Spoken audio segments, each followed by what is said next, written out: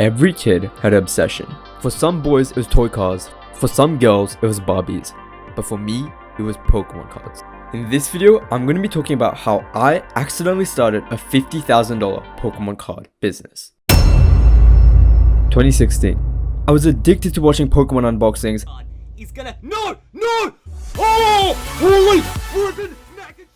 And every single day, I would trade my way up. As a 9 or 10 year old, I started with 0 cards and traded my way up to having every single good card that I wanted. That did exist in the school, of course. 2019. After my long break, because I had gotten all the cards I wanted, 3 years had passed, and I started binge watching Pokemon openings again. And I really wanted packs so I could get the newest Pokemon cards, and then I asked my dad, can you please buy me a pack? And he said, no. And I was like, bruh. So then I asked my grandpa, how could I get more packs? And then he reminded me, I had so many rare cards, why don't I just sell them? And that is exactly what I did. As a 12-year-old, it was going to be really hard to let go of cards that I had cherished for so many years. But after enough contemplating whether or not I should really sell, I chose to put up my Lugia EX on auction, starting at 99 cents with $1.50 postage.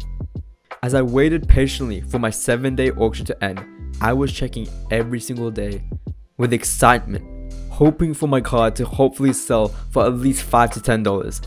But nothing happened until the last day.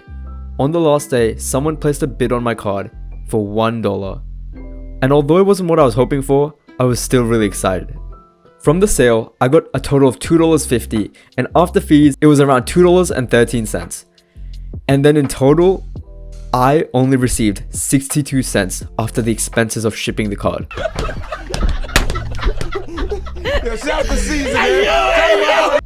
So I got 62 cents for my card, which I was really hoping a lot more for. But what I learned from doing this sale was so much more valuable. I learned how to ship a card, how to deal with a customer, and how to actually sell something online. Yeah man, I should have kept that card, bro. It's like 20 now. Then 2020 came around. I started grinding out my YouTube channel, ended up reaching around 5,000 subscribers, starting at nothing. And then around the end of the year, I had some money and started buying Pokemon cards. I bought some old Charizards for steals, and I bought my favorite purchase ever. This purchase had 200 plus ultra rare cards, and it was really crazy because back in the day, these were the cards that I used to trade with in the playground, and now I had so many of them. This ended up being around $2,000 worth of cards, which had only cost me around $450, and because of so many cards, I gained so much experience.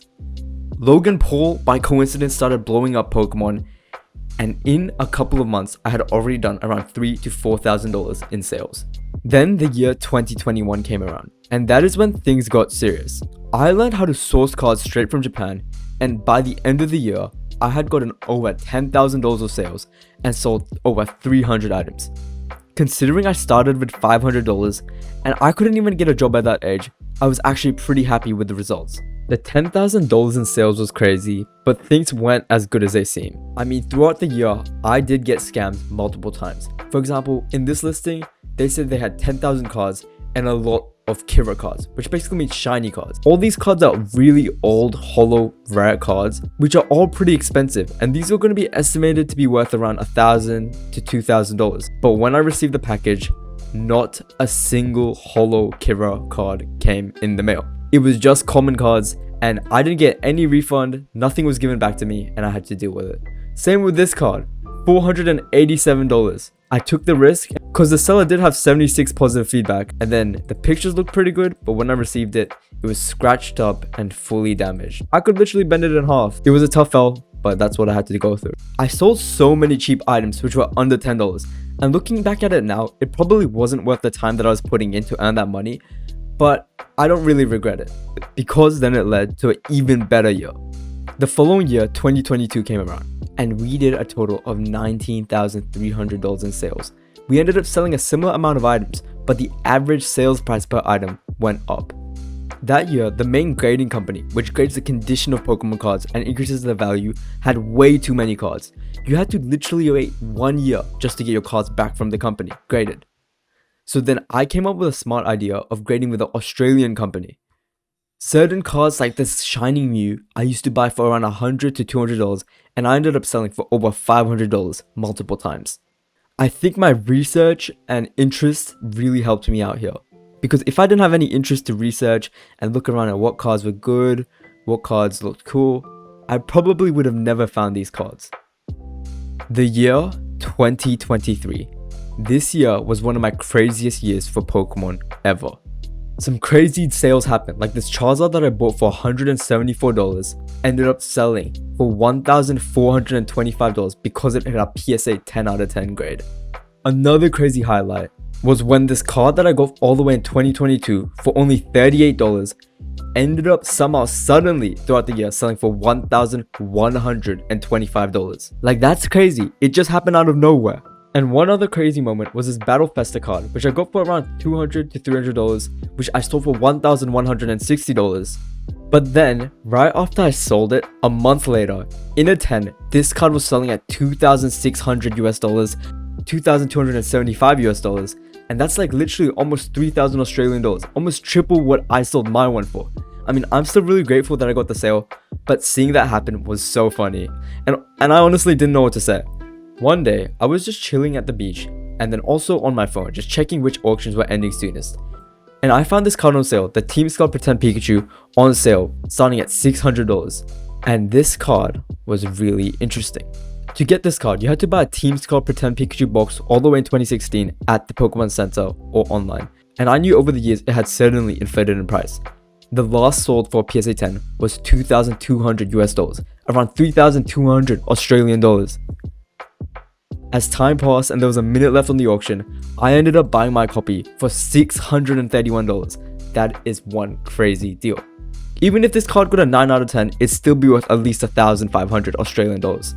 I ended up grading it, and here were the results. Alright guys, so I graded my card and it ended up getting a PSA 9 out of 10, which is okay I guess, but I was really hoping for the 10. Guys, I'm not taking that.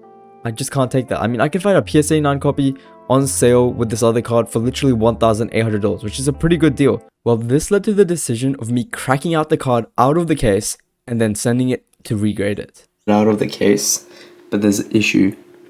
It's very hard to tell, and I didn't even know that this issue existed on the card, or maybe it was me that caused it. If you see that line right there, I'll put a circle around it. There is a really bad indent on the card, and this card is probably going to get a 7 if I regrade it. So, it might have been a mistake from me cracking it, or it might have always been there, because I don't think I did it. But maybe I did, I don't know. It's worrying, but it is what it is. Guys, I mean, it's not that bad. I did get this Charizard for $860. And I mean, I think it is worth a bit more, bro. I think I'm still like the shark that I always have been. And I mean, I'd say it's worth at least like a solid 1.5. So I mean, hey, does it even out or does it not? I mean, I did pay like $150 for this card, and this is surely worth at least like 700 or 800, which, hey, I mean, makes me feel a bit better. And I mean, this one cost me like 200 as well, and surely this can be like a rack. But bro, this card that I graded, I don't know how, but to me it looks perfect, and when I had it in my hands it was perfect, and it got a 4 out of 10. This is the only one that's in a 4 that exists, and I still don't know what was wrong with this card. I mean, just have a look at it. Just have a look. You tell me where the damage is, bro. You tell me where the damage is. Guys, I know it looks like everything's perfect in Pokemon, but you will not understand the amount of hard work and research it takes to actually be able to source the right cards. I mean, there's so many times where I've thought cards look perfect, and they come and they look so damaged. But I've had cards which I thought were going to be in gem mint condition, which were at least like a 6, 5, or 4 in condition, just because I did not check. And just to find these deals takes effort, and just to work out which cards work properly also takes some time. So it is not as easy as it looks, guys. It is not as easy as it looks. I hope this video shows you how even if you have a small amount of money, like I did, $500, if you stay consistent at something, it can compound up to a much larger amount. I mean, from $500, we ended up doing over $75,000 worth of sales over the 3 years. I had a hobby which was Pokemon cards, and I chose to make it into a hustle so I could continue to boost my collection and buy some of the other stuff that I wanted in my life. Guys, don't let anything stop you. If you have a dream or any idea or business or anything you want to try, just go for it. You might make it, you might fail, but either way you will learn something from it. And I think I've definitely learned a lot by doing this whole Pokemon thing. I hope you guys always strive and prosper. Have an amazing day, and thank you for watching.